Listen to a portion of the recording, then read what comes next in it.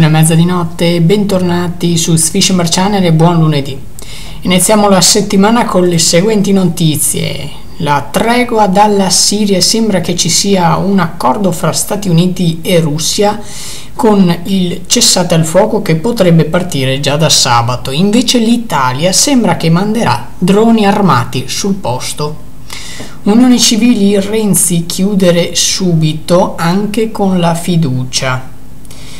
Nuove dichiarazioni da Hobert sul delitto di Castellamonte. Ho cercato di fermare Gabriele mentre uccideva Gloria.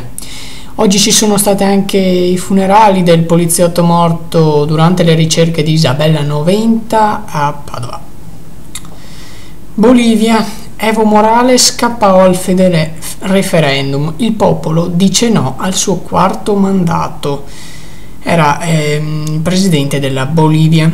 Borse in recupero con il petrolio, la sterlina si indebolisce sui timori di Brexit. Tra poco ne parleremo ampiamente di Brexit, questo politico inglese. Omicidio Regeni, l'Egitto, scoprire gli assassini è in cima alle nostre priorità. Apple FBI, prestazione legale delle vittime di San Bernardino. Adesso passiamo ai principali quotidiani del giorno. Il Fatto Quotidiano, Renzi sfascia le unioni civili, il retromarcia, fiducia con Nuovo Centrodestra e Verdini senza adozioni, Movimento 5 Stelle sì a tutta la Cirinna. Il Giornale, altro che spending review, le spese nascoste del governo, premier sbugiardato nel 2015, la spesa pubblica è cresciuta di 52 miliardi. Libero, inchiesta alla malsanità di Renzi, visite carga, tempi lunghi. La Repubblica, basta Europa, il patto con l'UE spacca Londra. E Il Tempo, le unioni incivili, intitola loro. Separati in casa, la coppia di fatto scoppia. Spalletti caccia Totti dalla Trigoria, città divisa sulle responsabilità, ma lo stadio sta col capitano. Roma-Palermo 5-0. Questo era Il Tempo. Adesso passiamo a parlare delle principali notizie dall'Inghilterra, perché il caso ovviamente della separazione tra UE e Gran Bretagna, che si voterà con un referendum, sta facendo sobbalzare gli animi degli inglesi e anche degli europei ovviamente. Queste sono le principali notizie nei giornali inglesi. Tutti i giornali sono per Boris.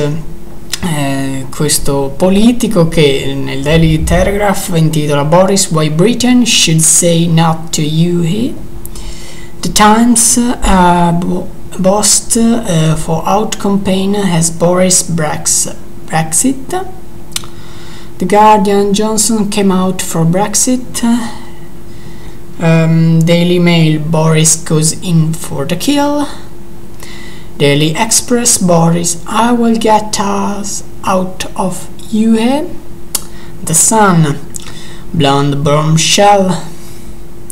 The Independent out of himself.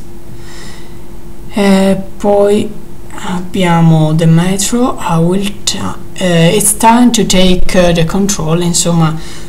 E così ancora Daily Mirror, The Financial Times, Daily Stars e molti altri, tutti per ovviamente Brexit, che vorrebbe ovviamente, contrariamente a Cameron, dividersi dall'Unione Europea. Queste erano le principali notizie di oggi dall'Italia e dal mondo. Noi ci rivediamo invece domani sera, sempre alla stessa ora, sempre su Swishammer Channel. Grazie per averci seguito e buona giornata.